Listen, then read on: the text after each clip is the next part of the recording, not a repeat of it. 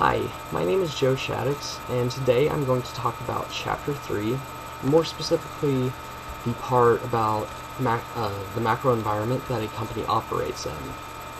A company's macro environment includes all of the factors and influences outside of the company's boundaries that have an effect on the direction that the company wants to go with its strategy or its business model.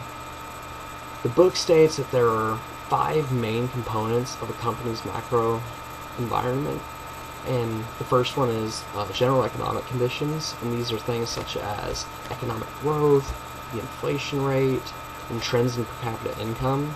And for instance, if per capita income goes down, that will negatively affect premium markets, but that'll actually positively affect the off-brands, the cheaper products, because people opt out to buy those. The next component is political, legal, and regulatory influences. And these are like when tax rates go up or down, safety regulations, minimum wage legislation, and just all the things that the government can get involved with that'll affect your business. The next main component is technological influences. These are breakthroughs that have the potential for wide-ranging effects in society. Technological changes can spawn the birth of altogether new industries like internet retailing, smartphones, just things like that. They can also render others obsolete, like CDs and film cameras. The fourth main component is sociocultural influences. These are values, attitudes, beliefs, cultural influences, and lifestyles that impact the demand for certain goods. This is the people around you, all the products you're seeing, just the way everything's changing, you just kind of what the market goes with.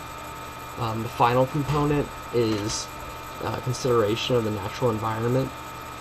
Industries contribute much more to air and water pollution than everyone else, and that means they have to pay more attention to the carbon emissions that they have when they're producing their product. And there are a growing number of companies worldwide that, in response to stricter regulations and public concerns, they're trying to become more eco-friendly.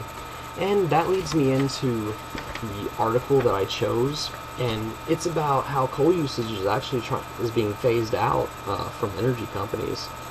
There was an energy company named Duke Energy Corp, which is the U.S.'s largest producer of coal, and it's also one of the biggest burners.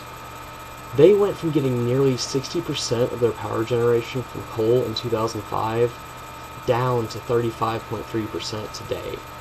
And their plan is actually to decrease it further to 23% by 2030. And the main reason why is to cut down on carbon emissions. And this is because there are government regulations that have been put into place over the years that limit the amount that they're allowed to emit. But another reason why is because natural gas is very cheap right now, and that's a great alternative for them to go to. And it doesn't produce nearly as many carbon emissions as coal does. And they actually went from not using any natural gas in 2005 to it being 25% of their power generation. So in this article, there were 3 of those main outer components that factored into coal being used less. And the first one was the general economic conditions, such as natural gas being cheaper. The other 2 were regulatory and natural environment influences. And these are the things that caused them to cut back on the amount of carbon emissions that they had. So I would like to thank y'all for listening to me today, and I hope that I was very informative, and I look forward to your feedback. Thank you very much.